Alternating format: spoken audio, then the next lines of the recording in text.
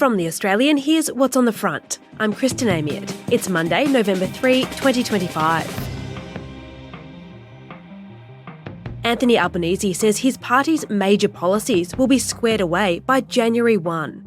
The Prime Minister will prioritise universal childcare, environmental reform and changes to Medicare in the final sitting weeks of the year, following his longest absence from Parliament in his 30-year career.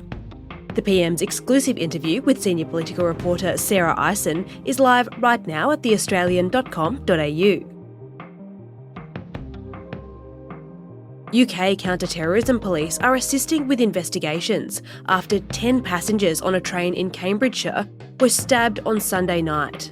Authorities arrested 2 people following the terrifying 6-minute attack, which left all but one of the victims with life-threatening injuries. The coalition would be resoundingly defeated if an election was held tomorrow. That's according to a historic Newspoll, which has seen internal chaos push the Liberal and National parties to new depths. But it's not all sunshine and roses for the government either. Today, political editor Jeff Chambers joins me to unpack how the coalition got here and what they do next.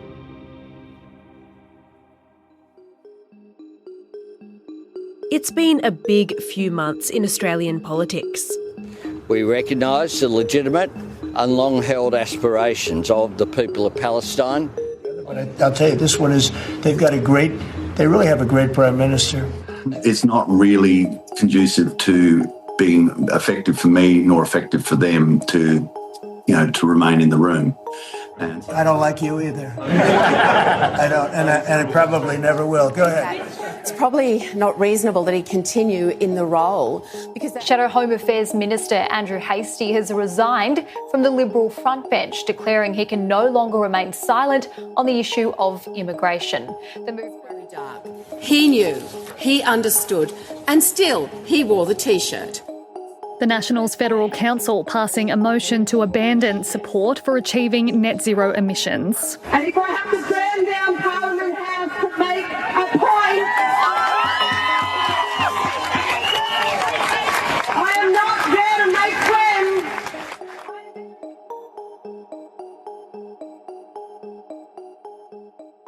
And voters, well, they're not having a bar of it. So there's a few records broken in this Newspoll that was conducted between Monday and Thursday last week. Jeff Chambers is The Australian's political editor. Since the May 3 election, we've twice written that the coalition's primary vote was the worst on record since primary votes were first counted by Newspoll in November 1985. What this poll tells us is that the Liberals and Nationals combined coalition primary vote is down to 24%. And compared to the last poll, that's a very sizable decrease for Sussan Ley's coalition. And when you add that to Labor's primary vote, which fell a point down to 36%, that combined share for the major parties is now only 60%. So that's another record. That's the lowest combined major party primary vote since 1985. But it's not all great reading for the Prime Minister. The level of dissatisfaction with his leadership is at its highest now. So that's up 3% to 51% dissatisfied with his performance. But obviously, in contrast to Sussan Ley and where the coalition is at, the government would easily win an election. The two-party preferred vote is still at a very big margin of 57 to 43. So, if voters aren't behind the major parties, where have they gone? A lot of that coalition vote is flowing to Pauline Hanson's One Nation. One Nation's primary vote is up to 15%, which is their highest ever. And their previous highest mark of 13% was all the way back in June 1998. The others pile, which includes minor parties and independents, they've also risen to 14%. While the Greens have fallen 1% down to 11%. So you're seeing vote coming off the coalition, Labor and the Greens, and it's almost like a bit of a protest vote. You know, we're seeing votes splattering now out to One Nation and other minor parties and independents. Since she was appointed leader of the Liberals in May, Sussan Ley has been trying to contain a party in crisis. On top of a historic election loss, there's been infighting, public blow-ups, resignations and policy confusion. But as we get to the pointy end of the year, the question is, can she keep her job? And can the coalition keep travelling the same path? Her net approval rating started off at about -7 immediately after the election in our first Newspoll in July. That has now crashed to -33%. So there are only 25% of voters polled who are satisfied with her performance and 58% who are dissatisfied. And to put that in context, Peter Dutton was never a popular opposition leader, but this is by far and away much worse than Peter Dutton's poorest net approval rating.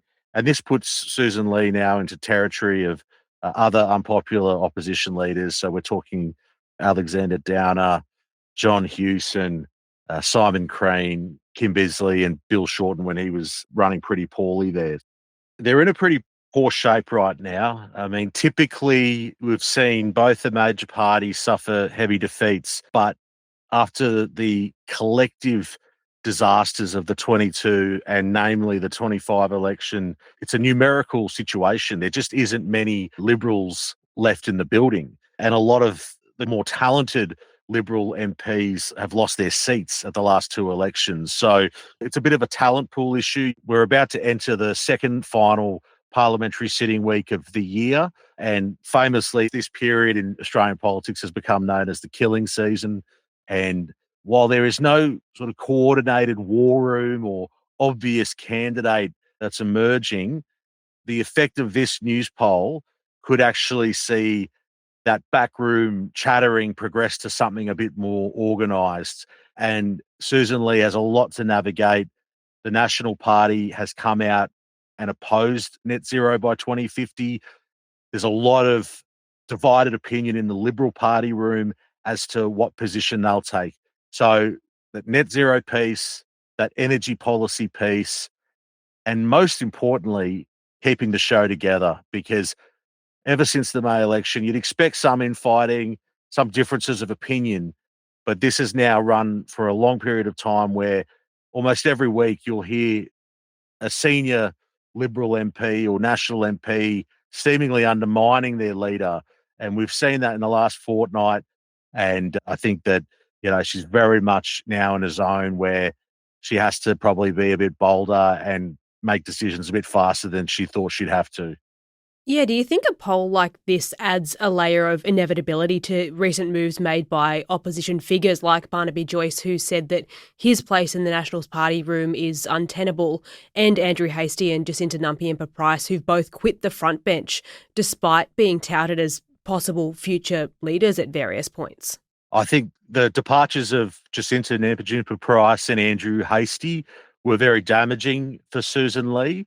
I think Barnaby Joyce is on another level. His is much more of a personality conflict with David Littleproud and his disillusionment with the National Party. But for those young up-and-coming Liberal MPs and Senator Price, that is not a good early sign.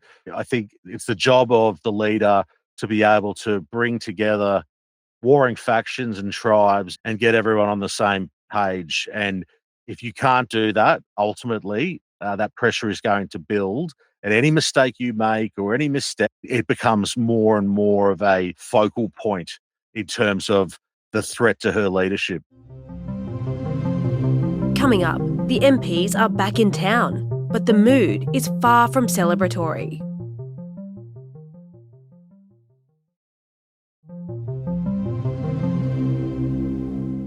This is, as you said, the second last sitting week of the year. How much attention are the major parties paying to polls like this one, and are they worried about it, or should they be? I think that publicly you'll hear plenty of politicians on Monday coming out and saying, polls come, polls go. The historic nature of this poll and those record lows for the coalition can't be ignored. And internally, behind closed doors, this is certainly going to be a point of conversation. And the interesting aspect we'll see to be whether it goes from disenchantment with the direction of the Liberal Party under Sussan Ley to whether there is any organisation against Sussan Ley heading into that final parliamentary week of the year. The flip side of the argument is Sussan Ley is the first female Liberal leader. She hasn't had that long to have a crack.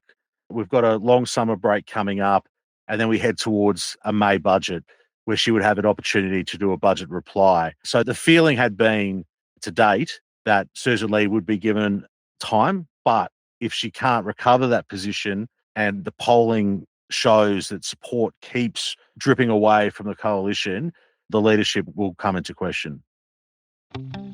Jeff Chambers is The Australian's political editor.